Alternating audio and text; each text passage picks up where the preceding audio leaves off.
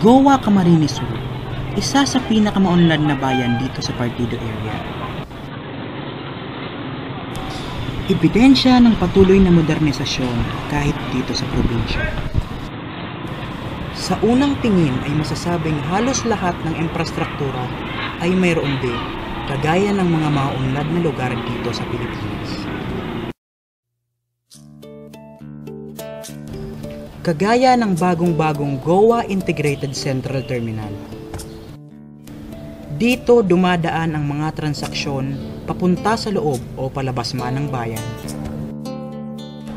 Ito ang nagsisilbing paa ng bayan ng Goa. Ang LCC Department Store Supermarket, ang isang malaking klinik na nasa lumang munisipyo ng bayan. Ang matanda ngunit magandang simbahan.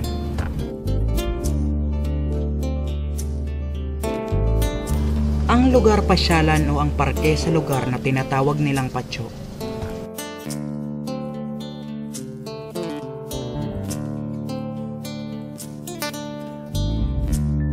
Ang Covered Court Sports Complex.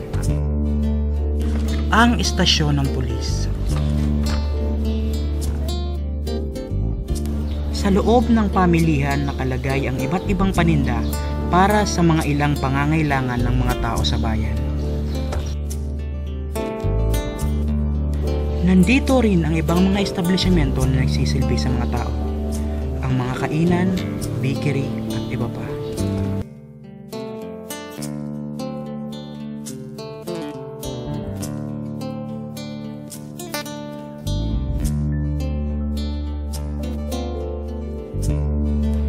Ang Rural Bank. Ito ang ilan sa bahagi ng poblasyon ng Goa. Ngunit ito ba talaga ang ibig sabihin ng progresibo? Ang bayan ng Goa ay isang maliit na bayan sa kanang bahagi ng Rehiyon 5, Camarines Sur.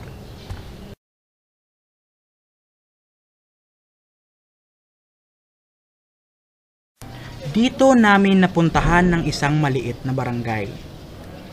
Ang Barangay Katagbakan, na makikita sa boundary ng Goa Camarines Sur at Tigaon Camarines Sur. At sa Barangay Katagbakan, nandito ang Sitio Lipak. Agrikultura ang pangunahing ikinabubuhay ng mga tao dito. Nakasanayan na nila ang pagtatanim sa lugar na ito mula nung bata pa sila. Iba't ibang uri ng pagkaing gulay ang makikita sa lugar na ito. Nag-aalaga rin ang mga tao rito ng hayop na nakatutulong sa kanila sa mga gawaing agrikultura.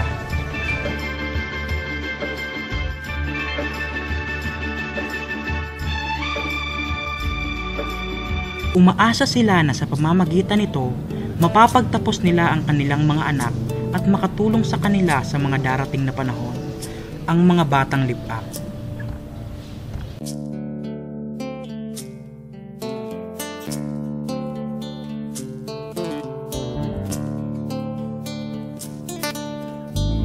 Simple ang pamumuhay sa lugar na ito. Isang kahig, isang tuka. Ganyan sila kung mamuhay araw-araw sa lugar na ito. Ngunit sa kabila ng ganitong pamumuhay, matahimik silang namumuhay dito. Mahirap ngunit maganda ang lugar na ito. Presko at sariwa ang hangin. Dito namin nakilala ang batang si Maylin Guadalupe, 12 taong gulang. Nasa ika-6 na baitang si Maylin sa Lipak Elementary School.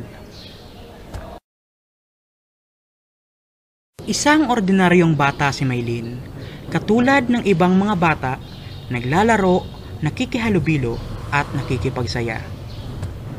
Pinaunlakan kami ni Maylin ng isang interview. Binigyan niya kami ng pagkakataon upang lubos namin siyang makilala. First year. Saan ka mga high school, babe? Tinawagan. Saan yan? Tigaw? Harayo! Harayo!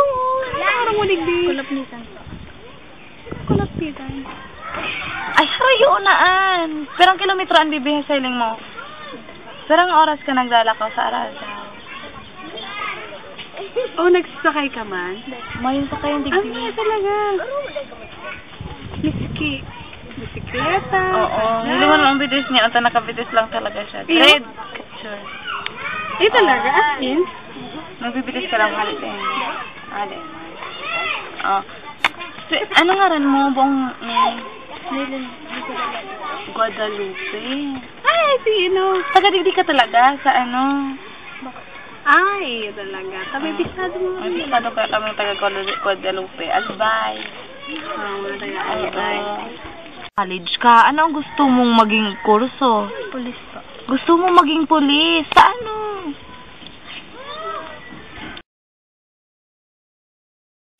Isinalaysay niya pa sa amin ang kanyang lubos na hangarin para sa kanyang buhay, mga pangarap para tuparin ito, upang makatulong sa kanyang pamilya.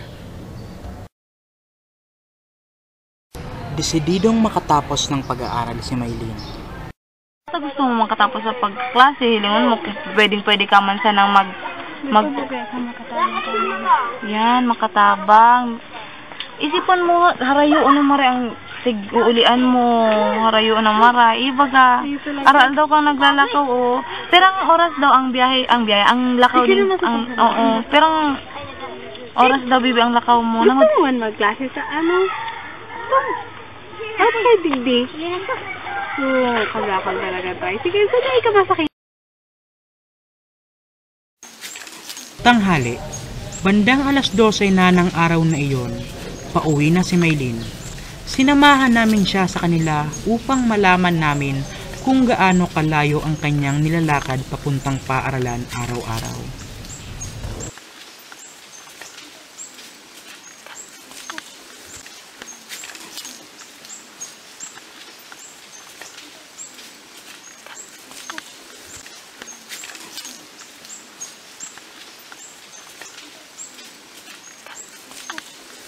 Kasabay ni Maylene ang kanyang mga kamag-aral papauwi sa kanila.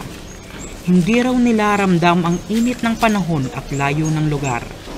May nakapagsabi sa amin na halos 5 kilometro ang layo ng bahay nila Maylene mula sa paaralan.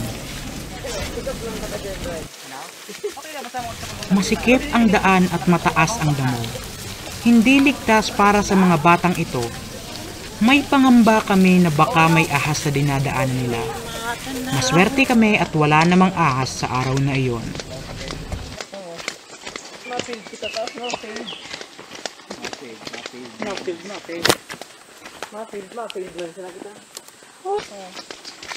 Madaraanan din dito ang taas at babang daan. May posibilidad na sila ay madulas dito. Kaya ganito na lamang ang pangamba nila kapag umuulan. Nasabi nila sa amin, hindi sila pumapasok sa paaralan sa tuwing malakas ang buhos ng ulan dahil na lamang sa hindi maayos na daanan dito.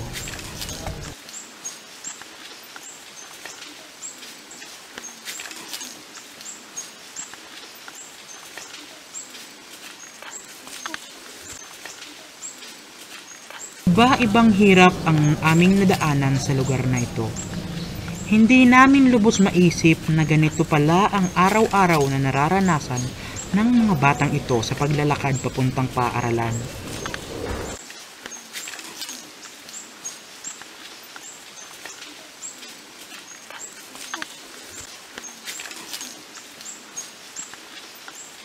Hinintay pa nila kami para lamang makaabot sa kanila sa kanilang paglalakad.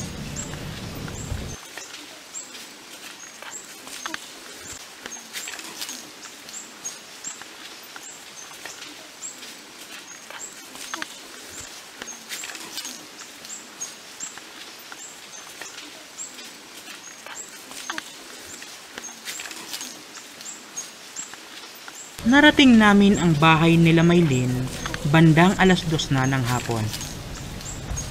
Dito sa maliit na bahay nakatira sila Maylene. 5 silang magkakapatid. Dito namin nakapanayam ang kanyang mabuo na ina. siyang magluto. Pagising niya, maluto siya. Siyang maluto ng babalaw nanda. Tapos makatapos siya ng mga 5:30. Mainit pa siya ng tubig. Tapos saro niyang tugang. Kakarigos mo. Makarigos pa siya duman sa duman niyang tugang na grade 1. Grade 1 akong grade 1. Sigusun. Nainit siya ng tubig. Kariguso niya sa sanglian pa. Magek na siya ng mga 6. Nakaipos na siya hanggang balo na ninda. Ay, wow. Tapos karigos na siya pag maga. Sige. Tapos, Mag pangadwa po siya. panduwa. Ay, ito po. Nasa taas na ng bundok ang bahay nila Maylin.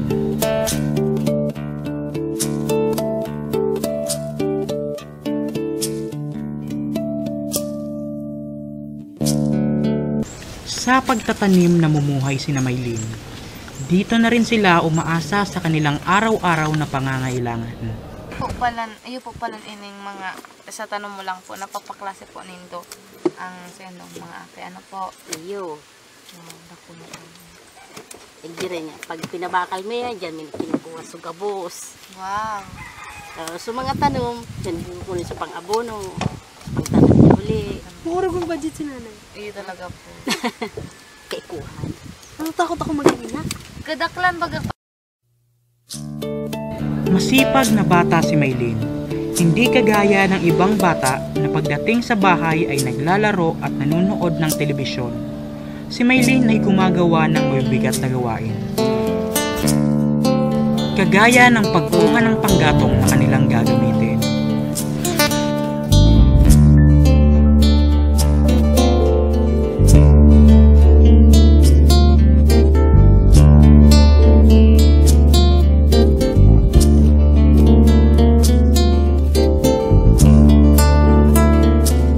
Alas 4 na nang umalis kami sa bahay nila. Baka gabihin kami sa daan pabalik. Kinaumagahan, maagang dumating ang pamilya ni Maylin sa paaralan. Dala ang isang malaking drum ng tubig dahil sa araw na iyon, may isang malaking selebrasyon sa paaralan ng Lipak. Masayahin at aktibo ang mga bata sa Lipak. Ganito sila maglaro at magsaya. Sipaan o ang tinatawag nilang karate base.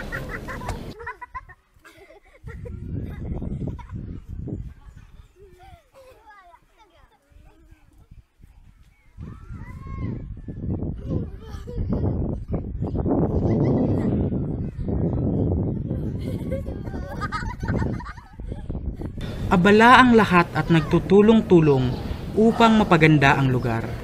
Dahil sa araw na ito turn over sa kanila ang donasyong classroom at bagong library na bigay ng mga taong may magandang loob.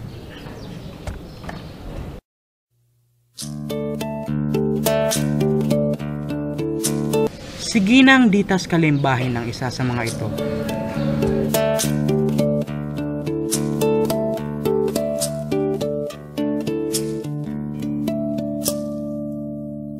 Maagang nagumpisa ang program. Dinaluhan ito ng ilang mga matataas na tao. Isa na dito si Dr. Gilbert Sadsad. Nandito rin ang Vice Mayor ng Goa at crew ng GMA 7 Bicol.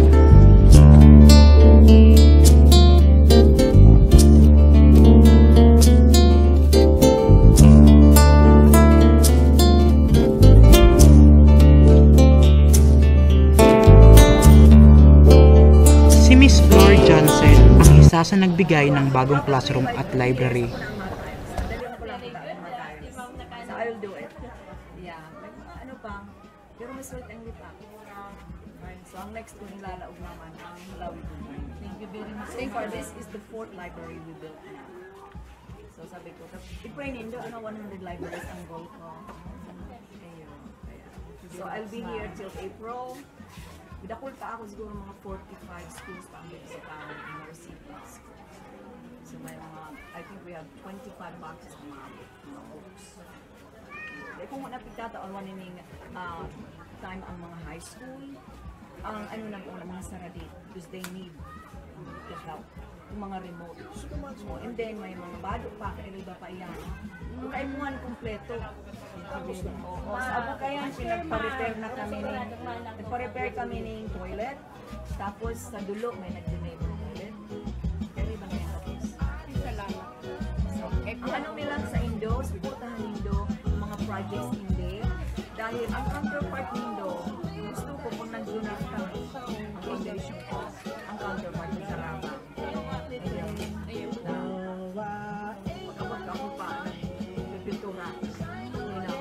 So, Yan po talaga. Siya ang pintura ng siya at nagpupurok po. paano ko pag nahiling na, sabihin na lang, I help you. Ano kaya ang kaya? Action. And inaano ko talaga ma-encourage sa mga tao.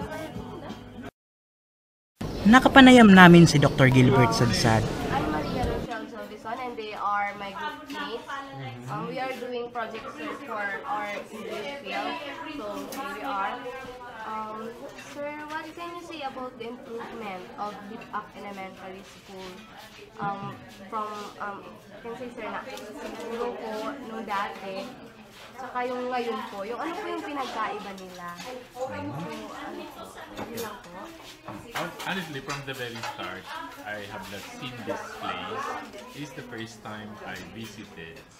But from the very start, I know lahat ito noon mga makeshift building. After 13 years, you will notice there are already permanent classrooms. Plus this one. And soon to be done or to be finished yung water sun na tinatawag natin ko. So there were improvements na. It's very different from Lipak Elementary School started. Ngayon parang na-transform na talagang school na ang dating. Sir, yun lang po sir. Thank you so much. Nahuli ngunit dumating din ang mayor ng Goa.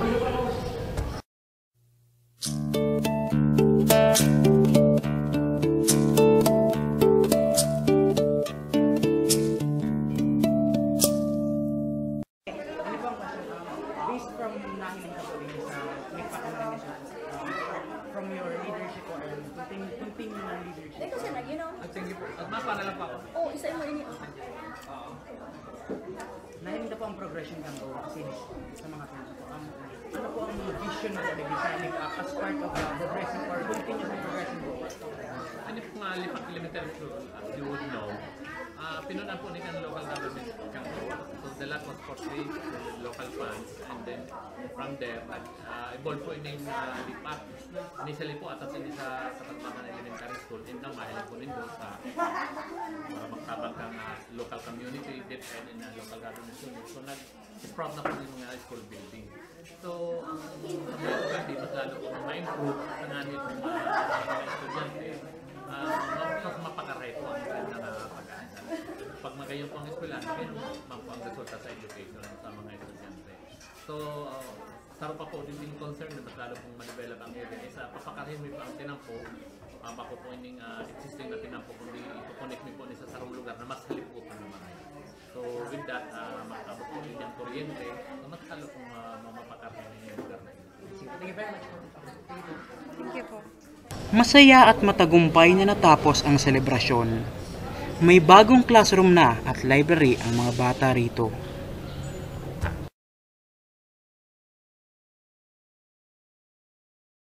Sila ang mga tao sa likod ng selebrasyong ito. Ano, yun na? Ya, barangay official. Ito rin ako.